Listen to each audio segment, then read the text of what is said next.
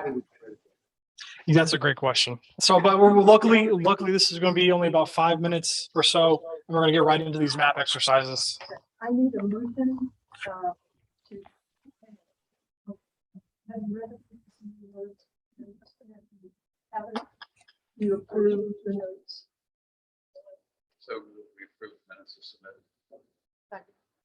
And if you haven't seen the agenda, we've got copies if you want to look at it. It's fairly simple. We have only 2 breakout groups for the 6, 15, 65, and discussion. Anybody? You just need to take a vote on it. Yeah. You can do vote on this? Right. Oh.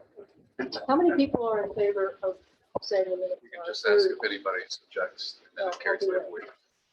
Okay. If anybody objects to the minutes, I'll take a vote anyway. How many people are going to approve the minutes? Say aye. Aye. All right. Do the same thing, the agenda. Can I have a motion to accept the agenda? Second? All in favor? Aye.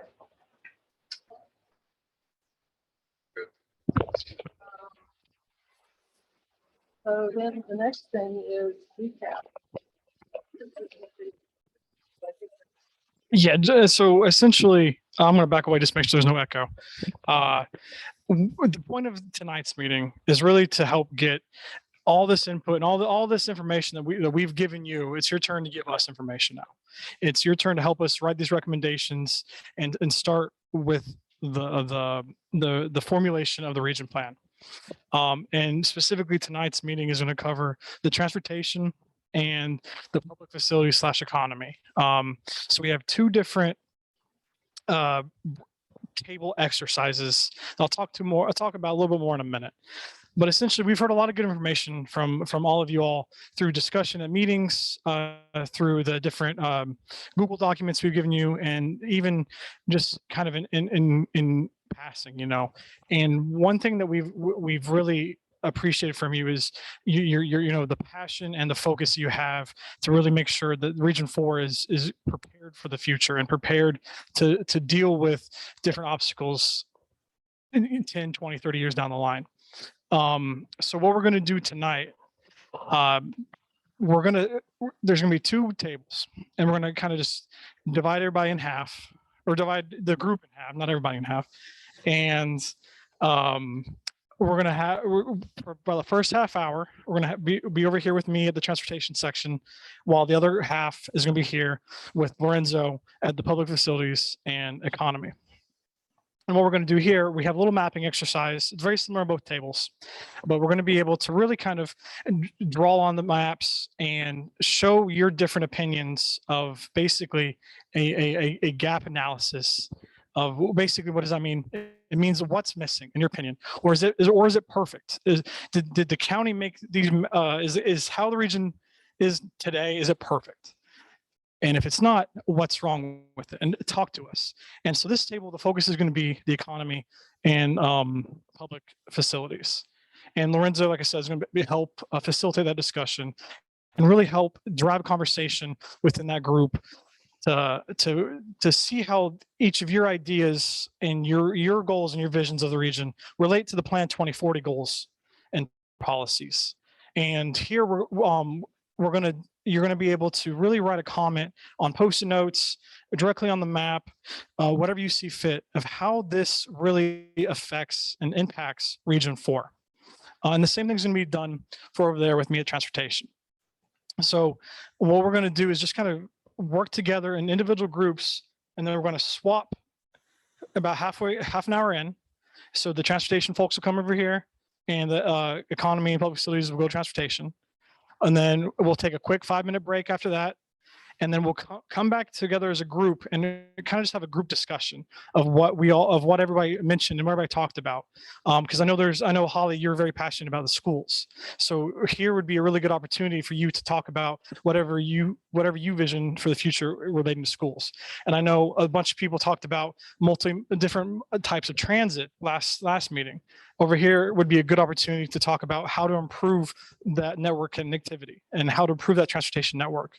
And then you may be able to see some other opinions and other ideas that that you never really thought of. And then we're going to come together a group and really just have everybody help understand different thought processes and work together as the SAC. So all the members that are currently online, for the next about hour or so, it may be difficult to participate, but we are going to come back and we are going to be able, you'll be able to help participate in that larger group discussion at that time. So does anybody have any questions before we get started? There'll be maybe, Lawrence and I will give a little bit more direction when we break out, but is there any general? Michael and Bo and Lauren, thank you. So if that's it, Michael's trying to talk. All right. No, understood. I'll sign back on at 7:15 or so. Perfect. Yeah. So I put up on, so I don't have a presentation for tonight for the people in person, but I do have like a little just showing that we're going to reconvene at 7:15 to have a discussion, so people will know. Well, on that, so I guess if we want, we can kind of count off by 2, if it'll be like grade school all over again. Oh, but so Tom 1, Steve 2, 1, 2, and your 1, 2, 1, and 2. That actually worked out pretty good. So if the 1s just want to stay here, and the 2s want to come over to the transportation portion, and we can just kind of, or I guess what I could ask you, if you guys wanted, since we have such a small group today, do you guys want to do one table at a time as a whole group? Or two? Okay, perfect. So if the 1s want to stay here and the 2s go to transportation, and then we can reconvene, we can swap in about half an hour. Here, I'll go look at it.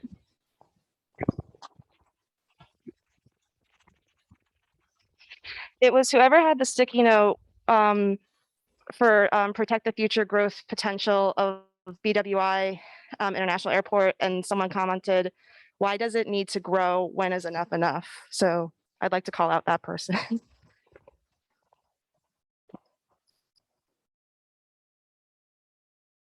Might have been Holly. I think that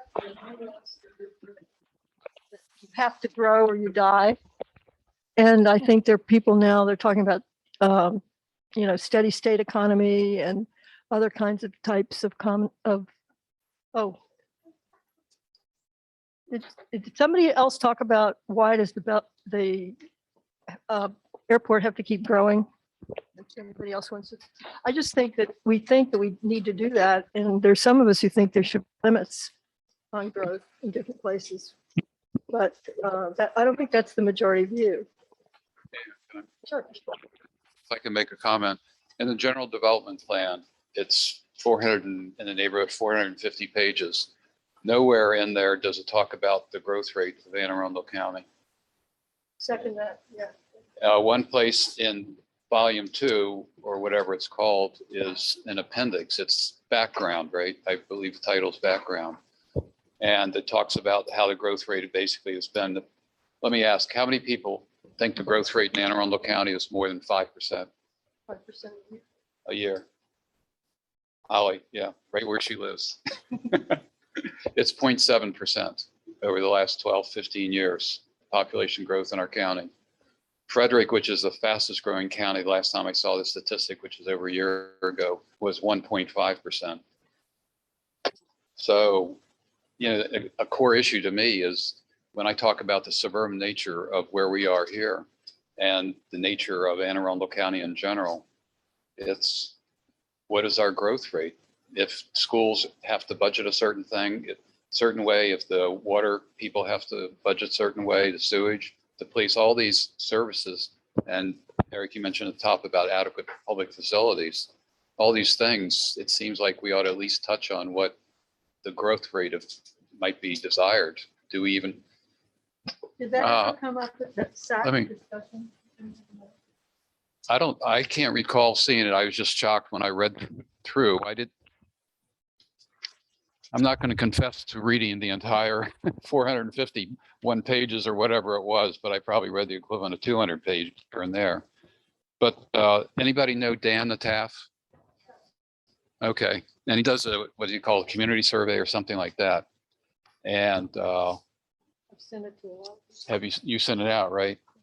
But survey Anne Arundel residents want slower growth. So I don't know if you want to, and if anybody wants, I'm sure Anne will be happy to send more copies out, right?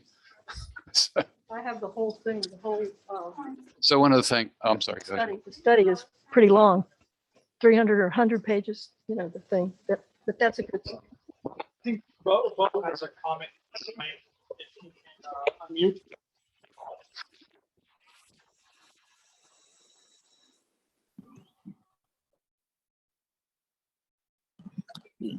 Continue with the conversation. Sorry, I was trying to say something earlier, but continue on.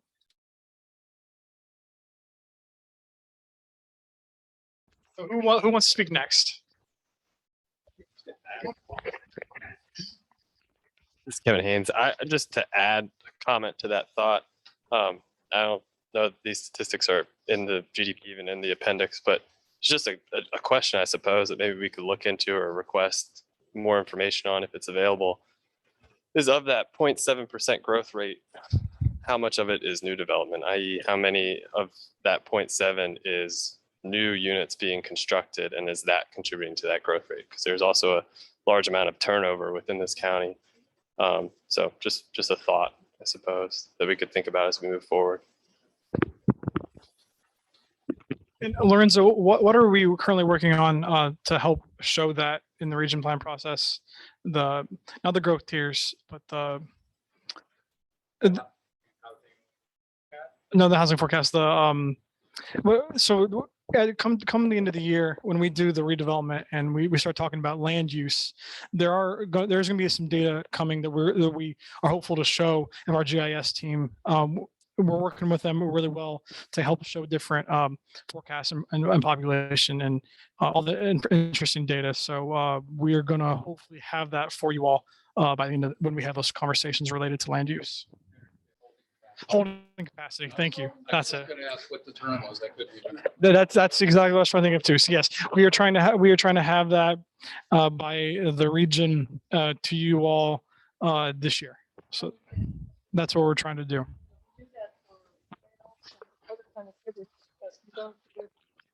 I'm sorry.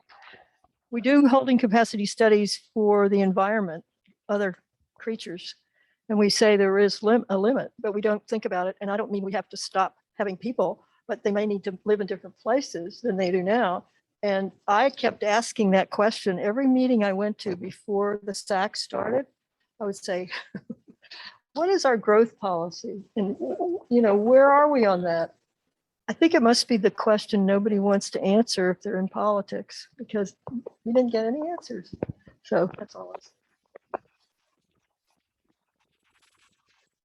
Thank you, man. Let's go from this side of the room. Anybody want to talk over here, Walter?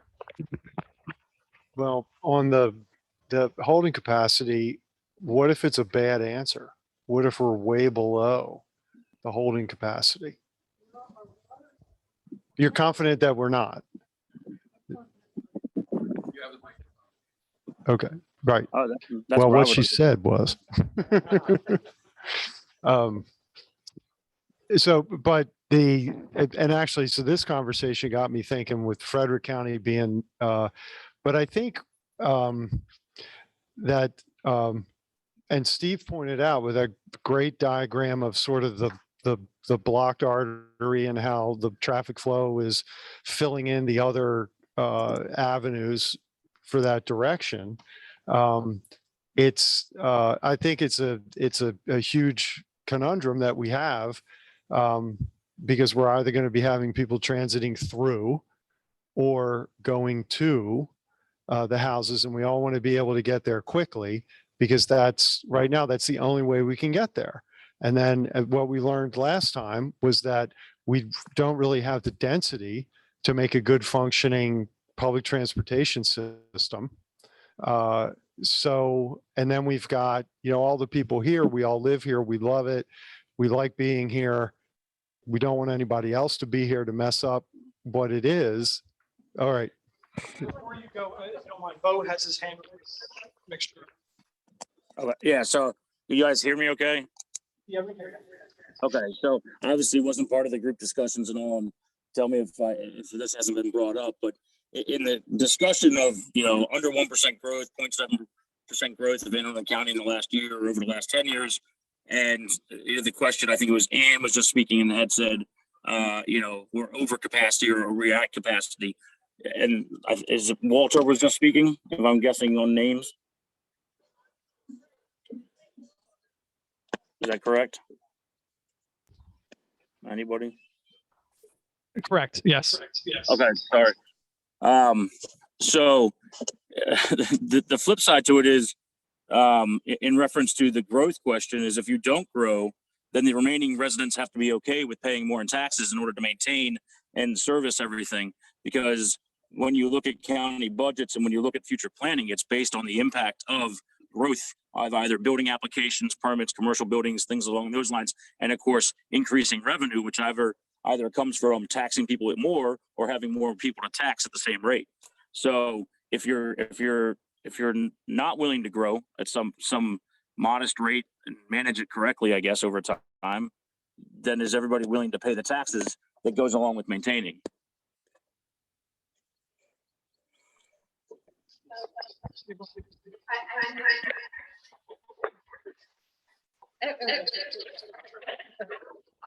I found that fascinating. Thank you, Bo. And I was just wondering what you personally feel about the rate of growth / development and where you think we should go. Well, it's my understanding that the county is like 49% built out, somewhere in that ballpark in terms of its parcels. And it's a matter of at what point in time do you cross that 50% threshold, and when's the right time to say enough parcels have been built and things like that. Personally, I probably think, based on if you have the wants of transportation and mass transportation and things like that, you need more people to make it efficient. There's a reason that, historically it hasn't worked out into the suburbs, is because you need more people. So you're going to have to build up, and redevelop from that aspect, which put more people in the area in order to afford transportation, which, by the way, most major transportation systems run at a deficit and cost taxpayers money at the end of the day, whether you look at places like DC, Philadelphia, whatever. So is that something that the citizens of this area actually want to take on and then continue to pay for when often it's saved by the taxpayer at the end of the day? I personally think the growth rate is probably appropriate. Certainly what we've done in this county is targeted the northern end of the county versus the southern end in order to hold farmland and environmental areas, and then the middle section starting to get hit pretty hard now. But I imagine there are things outside our control, and we've also recently with Fort Meade and areas like that, the government decides to bring 5,000 jobs here. Then there's support that needs for those jobs and all those things. At some point, you either Howard County, you'll get those people, Keene County, Baltimore County. If we don't get it, we lose out of the piece of the pie. No responsible politician can answer that.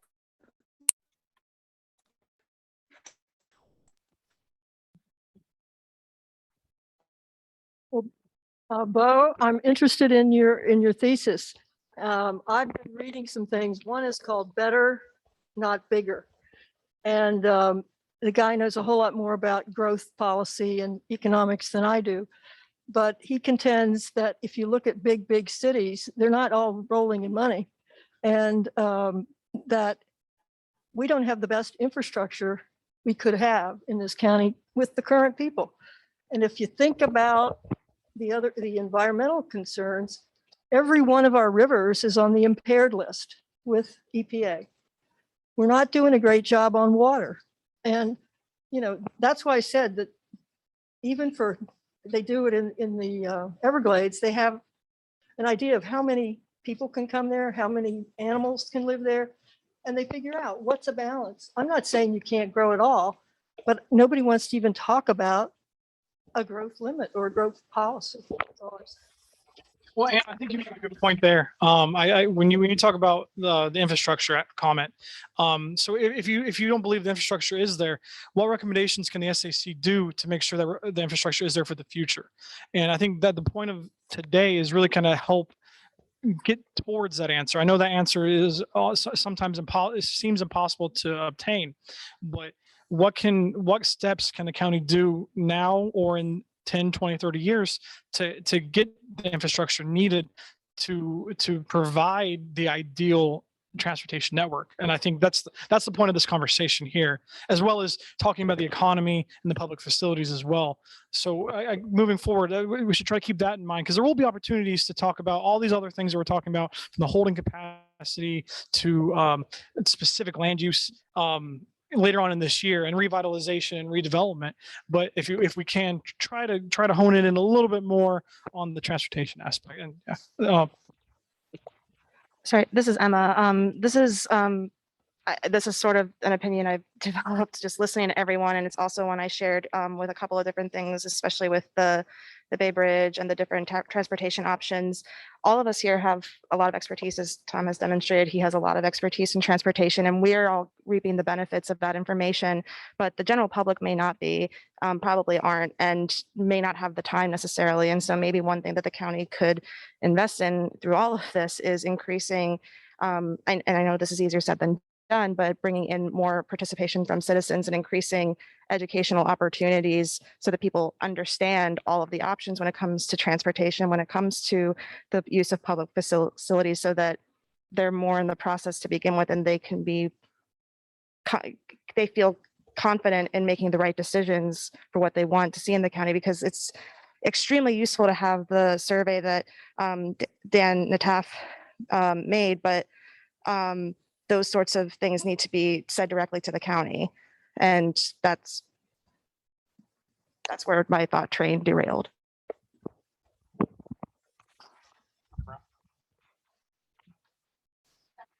Here you go. I'm gonna put John on the spot again. This is Holly. So I've heard kind of from Bo and John about this mass transportation, and how I'm poorly summarizing some excellent points you both have made. But where my thought process went when you both were sharing about that is, if we want to limit growth, how can we improve the transportation and the infrastructure while not building mass amounts? And that is a question for you.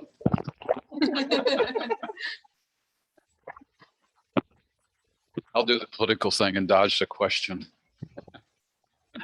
That's a heavy question. I'll go back with some background. That traffic congestion has been around since Roman times, literally. You hear about how advanced the Roman civilization was, and they had these great roads. They also had congestion. And that's the nature of the beast. The congestion, this will sound weird, can be a good thing. It means that a lot of people want to go to the same place at the same time. And so that's a measure of success. We're never going to get totally rid of congestion, probably never will unfortunately get rid of poverty. But these problems keep haunting us. And I don't know, this requires a lot of thought. Nobody solved it. I'm not Italian, but I like to gesture, right? But my master's was in planning, and I went into that. I thought I was going to become a planner, and I was going to save the world. I was going to define utopia. Well, the good news is I failed. Smarter people are involved in planning than me right now, and I guess I can't get into that. What I will talk about, though, is strategic planning. Hopefully this will get to your answer, get an answer to you. If the county was strategically planning, and to a lot of people, strategic planning is a joke, because most governments design strategic plans that are jokes. But to me, the good strategic plan is you stop, okay, we're going to have 0 population growth, we're going to have a 0.5% population growth, we're going to have 1% population growth. And from that, then we project all these different things, all the public facilities, as well as the impact on the environment and other things like this. But you can have to go to those points about costs a lot of money to maintain it. I'm not sure that's necessarily true. Everybody wants to grow. I agree with that, but when people are talking about Amazon in this county, who wants an Amazon facility like they built on the other side of the Patapsco? Who wants that in Anne Arundel County? I don't want a lot of growth. If you bring people in, like the NSA now is supposedly getting another 10,000 employees or whatever in West County. I mean, it's phenomenal, but the county is not doing a strategic plan to me. As I say, you plot out different scenarios and then you literally price them out and you see how much it's going to cost in 2025, 2030, 2040. The general development plan, 450 pages, and it doesn't do that. It doesn't talk about a growth rate. It doesn't talk about, to me, it's not a plan. It's a feel-good exercise, and that's fine as far as it goes, but it's not, to me, it's not practical. Did I not answer your question?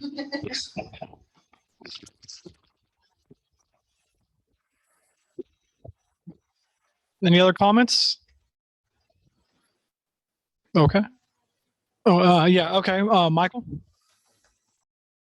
Yeah, just had a question, well, a comment about the infrastructure. I think, when we think about infrastructure improvements, obviously it's going to cost money, but I think changing habits and lifestyles have to go hand in hand with these other improvements. I believe it was the last meeting, the gentleman, I can't recall his name, talked about biking. And, a number of us, we could bike wherever we're going or walk where we're going, but we choose to drive. It's more convenient in some cases to do that, but it's inconvenient to be in traffic. And so I think we choose our conveniences or our inconveniences, and I think we could choose others, or there's a perception about certain inconveniences, but we choose others. So the point I'm trying to make here is that I think, yes, we can throw money at this issue in infrastructure, but I think we also need to dedicate a good bit of time in educating residents on alternatives in how, it's actually, yes, there's growth, but we are also causing some of the issues that we're complaining about, i.e. the traffic, by the way that our modes of transportation, how we choose to get around, when we choose to get around. I think there's got to be some talk about that other side, the choices that we individually have to make. All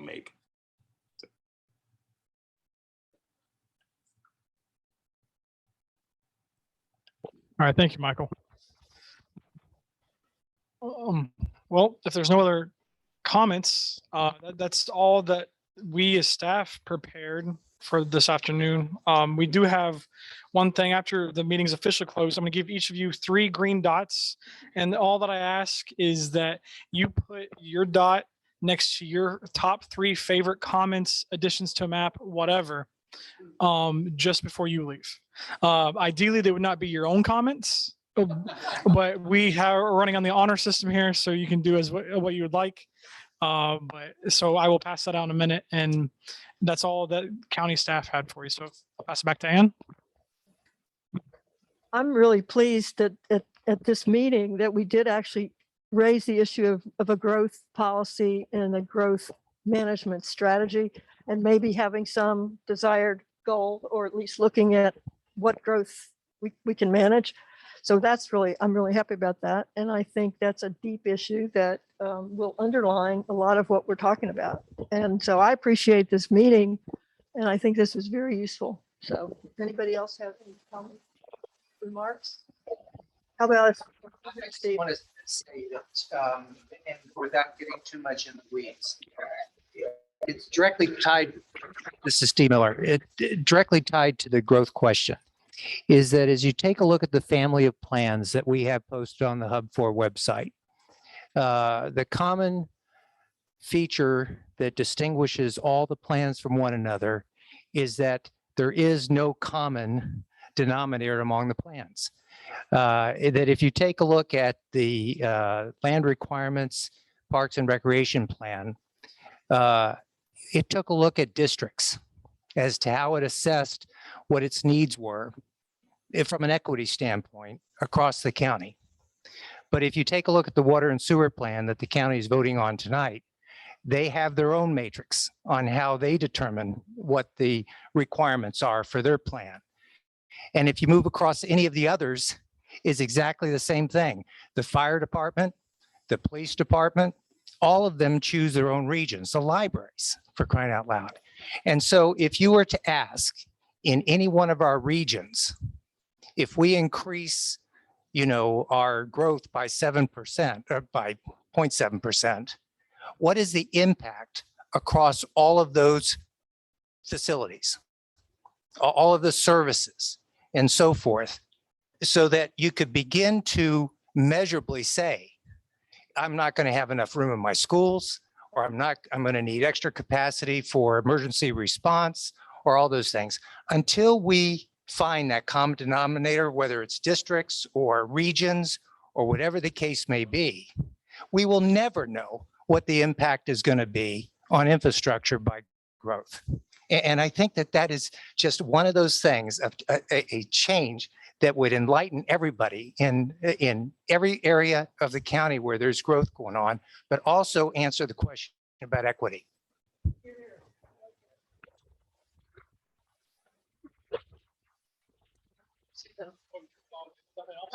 Yeah, if nothing else, maybe there's a motion to adjourn. Is there a second? All in favor? So, good meeting. Thanks. Thank you all. You